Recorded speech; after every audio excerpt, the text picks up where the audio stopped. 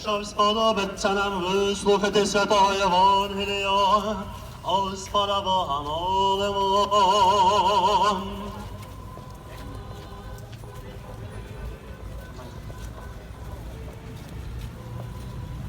Премудрість, стоймо побожно, вислухаймо святого Євангелія, миру всім.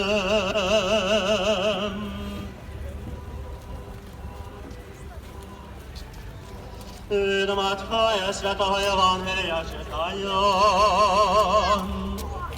Я собі знайду.